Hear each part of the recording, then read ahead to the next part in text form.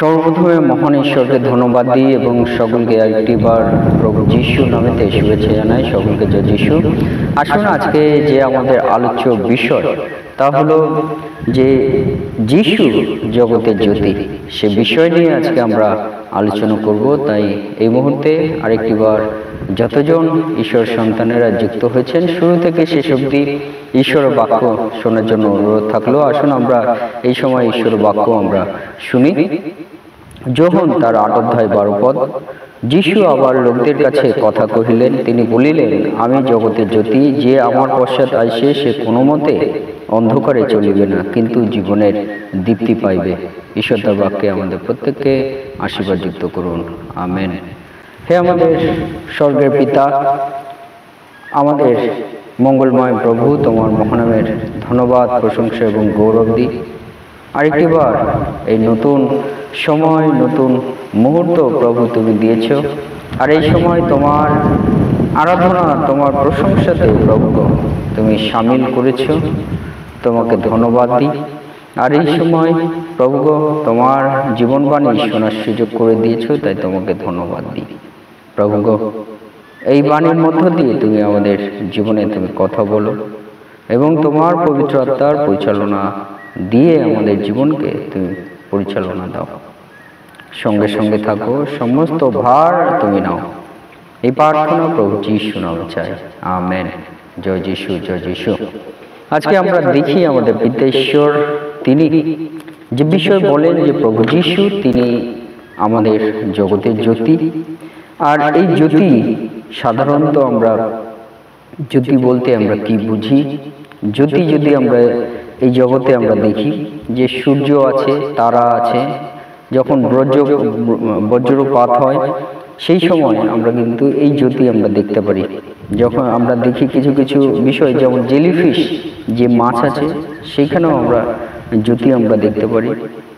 এই এবং অন্যান্য আমরা যদি দেখি প্রাকৃতিক আলোর উৎস, আমরা অনেক কিছু আমরা যখন দেখতে পারি, আগ্নেয়গিরি হচ্ছে, তখন যে লাভা, সেই লাভা থেকে আমরা জ্যোতি আমরা দেখতে পাচ্ছি। এরকম বিভিন্ন মুহূর্ত আমরা এই প্রাকৃতিক জগৎ থেকে, এই প্রাকৃতিক ভাবে আমরা আলোর বিভিন্ন উৎস আমরা কখনো কখনো আমরা দেখার আমরা সুযোগ পাই। কিন্তু আজকে যে বিষয় যে প্রভু যিশু তিনি জগতের জ্যোতি, তিনি জগতের জ্যোতি। আসলে এই জ্যোতি বলতে তিনি আমাদেরকে কি বলতে চান? এই জ্যোতি বলতে আমাদের পিতা ঈশ্বর তিনি কি বলতে চান যে প্রভু যিশু জগতের জ্যোতি? যদি আমরা দেখি যে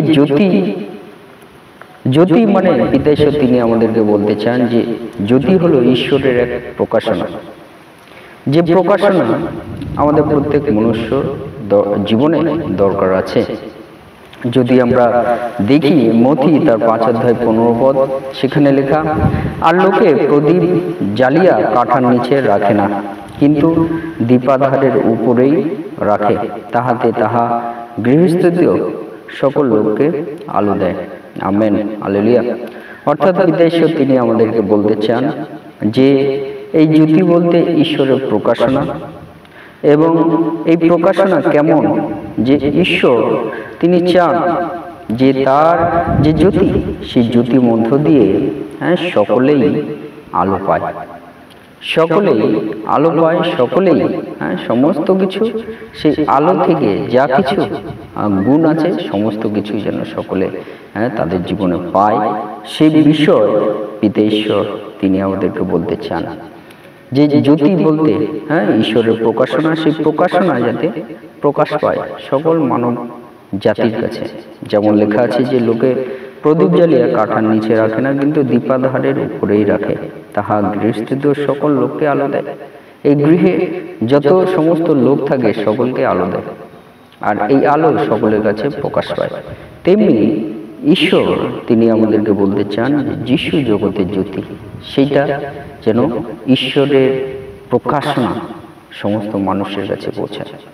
অর্থাৎ প্রভু যিশু তিনি প্রকৃত জ্যোতি, সেই জ্যোতি যাতে সকল মানুষের কাছে পৌঁছায়, যে জ্যোতি আমাদের প্রত্যেকের প্রয়োজন আছে। এবং জ্যোতি বলতে হলো আশা, যখন অন্ধকার সেখানে আলো প্রয়োজন হয়, সেই আশা হিসাবে আমাদের জীবনে এই জ্যোতি আমাদের প্রকাশ পায়। যেমন রোমিও তার 5 অধ্যায় 1 পদে লেখা, অতএব বিশ্বাসেতু ধার্মিক গণিত হওয়াতে আমাদের প্রভু যীশু খ্রিস্ট দ্বারা আমরা ঈশ্বরের উদ্দেশ্যে সন্ধি লাভ করিয়াছি, আর তাহারই দ্বারা আমরা বিশ্বাসে অনুগ্রহের মধ্যে প্রবেশ লাভ করিয়াছি, যাহার মধ্যে দাঁড়াইয়া আছি এবং ঈশ্বরের প্রতাপের প্রত্যাশায় শ্লাঘা করিতেছি। Amen, hallelujah. অর্থাৎ এই জ্যোতি মানে হলো একটা আশা। সেই আশা কি লেখা আছে? বিশ্বাস হেতু ধার্মিক ব্যক্তি গণিত হওয়াতে আমাদের প্রভু যীশু খ্রিস্ট দ্বারা আমরা ঈশ্বরের উদ্দেশ্যে সন্ধি লাভ আমরা করি, এবং তাহারই দ্বারা আমরা বিশ্বাসে এই অনুগ্রহের মধ্যে আমরা প্রবেশ করিয়াছি, যাহার মধ্যে দাঁড়ায় আছি এবং ঈশ্বরের প্রতাপের প্রত্যাশায় শ্লাঘা করিতেছি। আমেন। অর্থাৎ পিতাশ্বর তিনি আমাদেরকে বলতে চান যে আমরা বিশ্বাসিত ঈশ্বরের উপর বিশ্বাসিত আমরা ধার্মিক গণিত হই, এবং সেই ধার্মিক গণিত হওয়ার মধ্য দিয়ে আমরা প্রভু যীশু খ্রিস্ট দ্বারা আমরা ঈশ্বরের সঙ্গে এক সন্ধি আমরা লাভ করি, এক সম্পর্ক আমরা লাভ করি, এবং এই সম্পর্ক যখন আমরা লাভ করি তখন আমরা ঈশ্বরের অনুগ্রহের মধ্যে আমরা প্রবেশ করি, অনুগ্রহের মধ্যে আমরা পড়ি, এবং যখন আমরা অনুগ্রহের মধ্যে পড়ি তখন ঈশ্বরের প্রতাপ, যে আলো, যে শক্তি, তার প্রত্যাশায় আমরা শ্লাঘা করিতেছি, গৌরবোধ আমরা করি, যাতে ঈশ্বরের সেই প্রতাপ আমাদের জীবনে আসে। হালেলুয়া। অর্থাৎ এই জ্যোতি বলতে তা হলো একটা আশা, যে আশা আমাদের প্রত্যেকের জীবনে দরকার আছে। সেই দরকারের মধ্য দিয়ে আমরা ঈশ্বরের অনুগ্রহ আমরা পেয়ে থাকি এবং তার প্রতাপ আমাদের জীবনে আমরা পেয়ে থাকি, পিতা ঈশ্বর তিনি বলেন।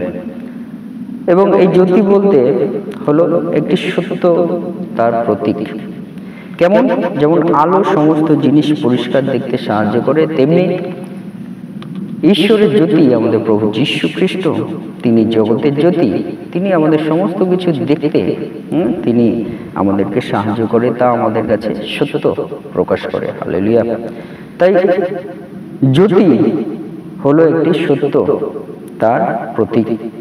যেমন আলো সমস্ত জিনিস পরিষ্কার দেখতে সাহায্য করে, তেমনি ঈশ্বর তিনি আমাদের সমস্ত কিছু পরিষ্কার দেখতে সাহায্য করে।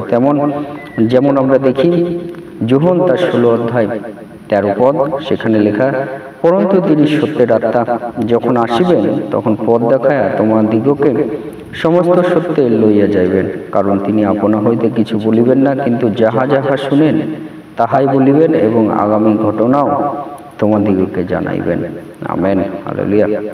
অর্থাৎ আমরা দেখি যে আমাদের প্রভু যীশু তিনি জগতের জ্যোতি, এবং তিনি আমাদের সমস্ত সত্য প্রতীক, জ্যোতি হিসাবে আমাদের সমস্ত সত্যের প্রতীক, এবং সেই সত্যের মধ্য দিয়ে তিনি আমাদেরকে সমস্ত পথ তিনি দেখায় দেবেন, এবং সমস্ত সত্যে তিনি লইয়া যাইবেন। সমস্ত সত্য বিষয়গুলো তিনি আমাদেরকে পরিষ্কার স্বচ্ছভাবে দেখতে তিনি সাহায্য করবেন, এবং সেই বিষয় পিতা ঈশ্বর তিনি আমাদেরকে বলেন যে প্রভু যীশু তিনি জগতের জ্যোতি, আর এই জগতের জ্যোতি বলতে তিনি সত্যের প্রতীক। তিনি সত্যকে তিনি আমাদের স্বচক্ষে তিনি দেখতে সাহায্য করবেন। এবং শেষে বলতে চাই, এই জ্যোতি বলতে একটা শক্তিশালী চিহ্ন, যে চিহ্ন হলো বুদ্ধিবৃত্তিক চিন্তা। আমাদের এই বুদ্ধিবৃত্তিক যে চিন্তা, তা বৃদ্ধিতে তিনি আমাদেরকে সাহায্য করেন। যেমন যেরেমিয়া 33 অধ্যায় 3 পদ, সেখানে লেখা আছে, তুমি আমাকে আহ্বান করো, আমি তোমাকে উত্তর দিব, এবং এমন মহৎ ও দুরূহ নানা বিষয় তোমাকে জানাইব, যাহা তুমি জানো না। Amen, hallelujah. অর্থাৎ পিতা ঈশ্বর তিনি আমাদেরকে বলেন আমরা যেন তাকে আমরা আহ্বান করি, তিনি আমাদেরকে উত্তর দেবেন, এবং এমন মহৎ ও দুরূহ, মহৎ বলতে মহান, দুরূহ বলতে কঠিন বিষয় সকল পিতা ঈশ্বর তিনি জানাবেন, যা আমরা জানি না। তা আমরা দেখি যে এই জ্যোতি বলতে এইটি হলো একটি শক্তিশালী একটা বুদ্ধিভিত্তিক চিন্তা আমাদের জীবনে পিতা ঈশ্বর তিনি দিতে আমাদেরকে সাহায্য করে। যেমন আমরা যখন তাকে ডাকি তিনি আমাদের কাছে সমস্ত কিছু প্রকাশ তিনি করে থাকেন। হালেলুয়া। তাই শেষে বলতে চাই প্রথম যোহন 1:7, কিন্তু তিনি যেমন জ্যোতিতে আছেন আমরাও যদি তেমনি জ্যোতিতে চলি তবে পরস্পর আমাদের সহভাগিতা আছে এবং তাহার পুত্র যিশুর রক্ত আমাদিগকে সমস্ত পাপ হইতে শুচি করে। আমেন। অর্থাৎ পিতা ঈশ্বর তিনি আমাদেরকে বলেন যে প্রভু যিশু তিনি জগতের জ্যোতি, আর তোমরা যদি সেই জ্যোতিতে থাকো তেমনি